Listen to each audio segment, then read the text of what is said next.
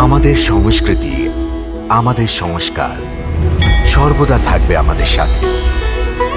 ভারতের মহান গ্রন্থ আর কাব্যের সম্পূর্ণ সংকলন। সাবস্ক্রাইব করুন তিলক। সেই রীতির পরিণামটা চিন্তা করেছো কখনো? রাজা হবে রাম আর ভরত হবে দাস, আর তুমি হবে দাসী। তোর তো বুদ্ধি ভ্রষ্ট হয়ে গেছে। বুদ্ধি আমার ভ্রষ্ট হয়েছে না তোমার? রানী, সেদিন ভুলে যাও যখন রাম তোমার আদরের দুলাল ছিল, ভরতকে প্রাণের অধিক প্রিয় ভাই বলে ন্যাকামি করত। এখন ভরতের প্রাণের চিন্তা করো। ভরত রামের পথের কাঁটা, তাকে সরাবার জন্য ঈশ্বর জানে রাম কি ধরনের ষড়যন্ত্র করছে। হে ভগবান, হে প্রভু, আমার ভরতের রক্ষা করো, আমার ভরতের রক্ষা করো প্রভু। এই দুঃখের জন্যই বলছি, আমার কি আছে? তোমার পুত্র রাজা হবে বা কৌশল্যা, আমি তো রানী হব না কখনোই। কিন্তু তুমি রাজা সবচেয়ে আদরের রানী বলে ভাবো নিজেকে। তুমি দাসী হয়ে যাবে, আমার মতো দাসী। দাসী? কার এত দুঃসাহস যে আমায় দাসী বানাবে? কার দাসী হব আমি? তোমার সতীনের, সে তোমায় দিয়ে পা ধোয়াবে। দিদি? ওরে আমার অবুঝ রানী, তুমি সতীনের বিষ কি জানো না? সতীন মাটির মানুষ হলেও সে এক বিষাক্ত সাপ ছাড়া আর কিছু নয়।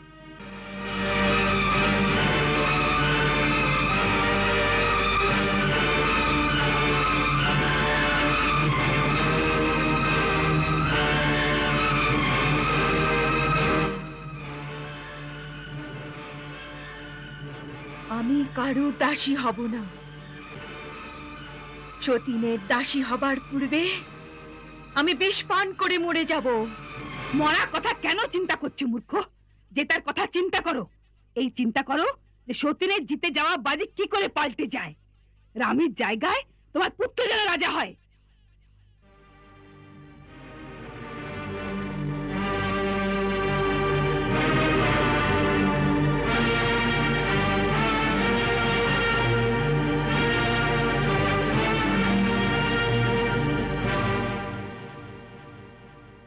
দেবী কইকেয়ী, মন্থরা, মন্থরা। জয় হোক মহারাজ।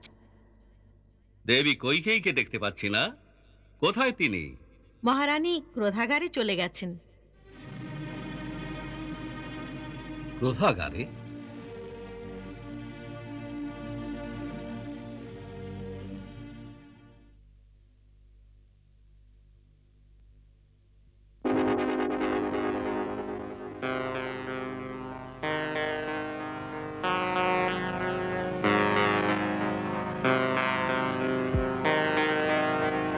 দেবী,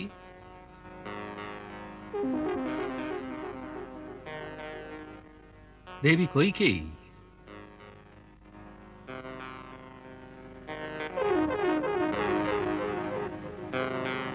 এ কি? এ কি বেশ পরিধান করেছো? বলো, কিছু বলবে তো? বলো কইকেয়ী, দেখো আমি তোমার এই নীরবতা সহ্য করতে পারছি না। তুমি তো জানো যে তুমি আমার প্রাণের অধিক প্রিয়।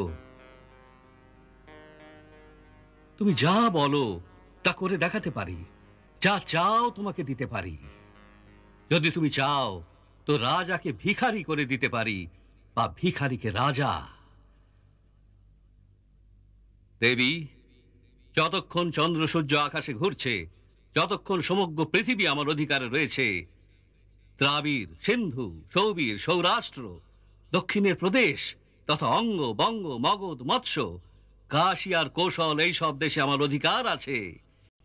এই এত বড় সাম্রাজ্যে যা সবচেয়ে মূল্যবান বস্তু আছে, চেয়ে নাও, আমি তৎক্ষণাৎ তোমাকে এনে দেব।